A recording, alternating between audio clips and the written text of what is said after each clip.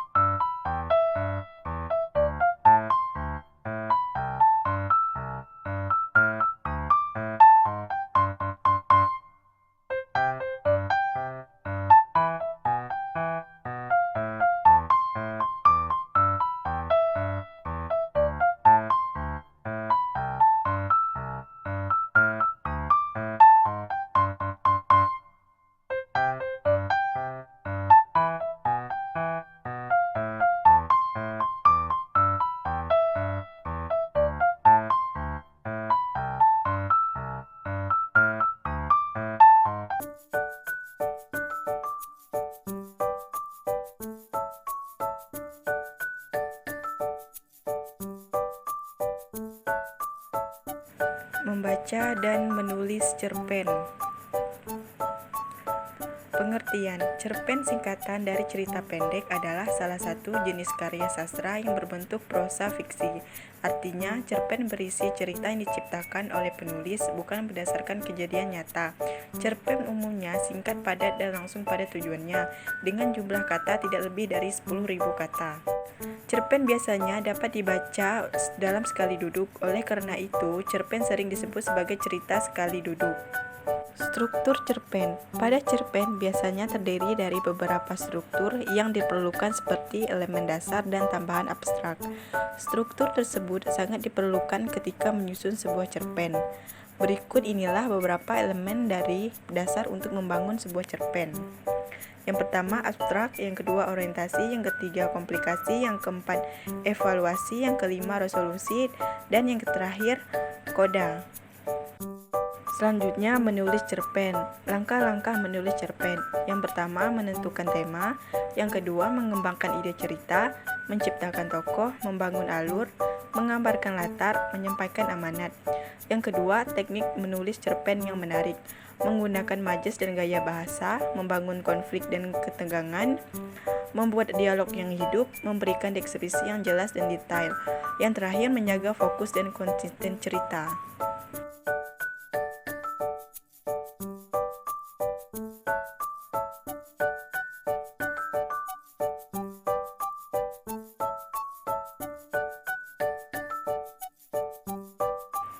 Contoh cerpen. Kisah persahabatan si kancil dan si burung hantu. Di hutan yang lebat hiduplah seekor kancil yang cerdik bernama Kancil. Kancil terkenal dengan kecerdikannya dalam menyelesaikan masalah. Pada suatu hari, Kancil sedang berjalan mencari makan di hutan. Tiba-tiba dia mendengar suara tangisan dari atas pohon. Kancil pun menengok ke atas dan melihat seekor burung hantu yang sedang terjebak di dalam jaring. "Hei, apa yang terjadi?" tanya Kancil kepada burung hantu itu. "Aku terjebak di dalam jaring ini dan tidak bisa keluar," jawab burung hantu dengan sedih. Kancil merasa kasihan kepada burung hantu itu. Dia pun berusaha mencari cara untuk membebaskannya. Kancil melihat ada sebatang pohon yang cukup tinggi di dekat situ. Dia pun berlari ke arah pohon itu dan memanjatnya. Setelah sampai di atas, Kancil mengambil ranting pohon dan menggunakannya untuk memotong jaring yang menjerat burung hantu. Akhirnya burung hantu pun berhasil dibebaskan. Burung hantu sangat berterima kasih kepada Kancil atas bantuannya. "Terima kasih banyak Kancil, kau telah menyelamatkan nyawaku," kata burung hantu. "Sama-sama," jawab Kancil dengan tersenyum. Sejak saat itu, Kancil dan burung hantu menjadi sahabat yang baik. Mereka sering bersama di hutan. Nah, selanjutnya kita menulis cerpen. Yang pertama, guru memberikan contoh-contoh cerpen yang menarik. Yang kedua, peserta didik brainstorming ide cerita. Yang ketiga, peserta didik membuat kerangka cerita. Yang keempat, peserta didik menulis cerpen. Fungsi cerpen. Pada umumnya, cerpen memiliki cerita yang sangat singkat dan jelas. Namun, cerpen juga memiliki fungsi seperti karya sastra lainnya. Berikut inilah yang termasuk dalam fungsi cerpen. Yang pertama, fungsi rekreatif. Fungsi rekreatif yaitu sebagai sarana menghibur bagi para pembaca. Fungsi estetis. Fungsi estetis yaitu sebagai nilai estetika atau keindahan yang ada pada cerpen sehingga memberikan kepuasan kepada pembaca. Yang ketiga, fungsi didaktif. Fungsi didaktif yaitu sebagai pemberi pelajaran atau pendidikan yang akan bermanfaat bagi para pembaca. Ciri-ciri cerpen. Pada umumnya, cerpen bersifat fiksi atau berupa karangan dari penulis. Cerpen memiliki susunan kata yang tidak lebih dari 10.000 kata. Saat membaca cerpen, biasanya selesai dengan sekali duduk. Cerpen memiliki bentuk cerita yang sangat singkat. Cerpen memiliki diksi atau pilihan kata yang tidak rumit sehingga mudah dipahami oleh pembaca. Cerpen hanya memiliki alur cerita tunggal atau satu jalan cerita saja. Jenis-jenis cerpen atau cerita pendek. Dalam artikel ini bukan hanya pengertian cerpen saja yang akan dijelaskan, tetapi jenis-jenis cerpen yang akan dijelaskan juga. Tidak selamanya semua cerita yang berukuran pendek dikategorikan dalam cerita pendek. Ada beberapa jenis dari cerita pendek, cerpen yang biasanya dibuat oleh penulis. Berikut ini berbagai jenis cerpen yang harus Anda ketahui.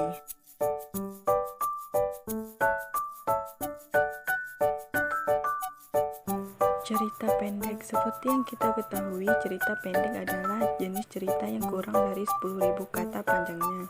Jenis pertama dari cerpen adalah cerpen pendek. Dan seperti namanya, cerita pendek yang satu ini cenderung lebih pendek daripada jenis cerita pendek lainnya. Panjang kata dari cerpen pendek yaitu sekitar 500 hingga 700 kata. Karangan fiksi yang satu ini biasanya digunakan untuk menjelaskan sebuah kejadian dengan bahasa yang singkat, padat, menarik perhatian, dan efektif. Bagian pembuka biasanya sangat sedikit, sekitar 1 hingga 2 paragraf. Lalu masuk ke bagian konflik inti. Bagaimana akhir juga biasanya lebih sedikit daripada jenis cerpen lainnya. Cerpen sedang. Jenis cerita pendek atau cerpen yang kedua yaitu cerita pendek sedang atau cerpen sedang. Cerita pendek biasanya memiliki panjang sekitar 700 hingga 1000 kata panjangnya. Cerpen sedang juga bisa ditemukan dengan mudah pada buku-buku pelajaran sekolah karena dianggap efektif dan menarik perhatian. Cerpen panjang. Jenis cerpen yang terakhir yaitu cerpen panjang. Cerpen satu ini biasanya dibuat dengan panjang sekitar 1000 kata atau lebih, dan bahkan ada sebuah cerpen yang dibuat mendekati 500 atau bahkan 10.000 kata. Jenis cerpen satu ini memiliki ciri umum yang penurutannya yang santai, karena penulis ingin menunturkan cerita yang lumayan panjang. Biasanya bagian pembukaan atau penutup cukup panjang. Sekian dari penjelasan saya tadi, semoga bisa dipahami ya. Sampai jumpa di video saya selanjutnya. Bye-bye.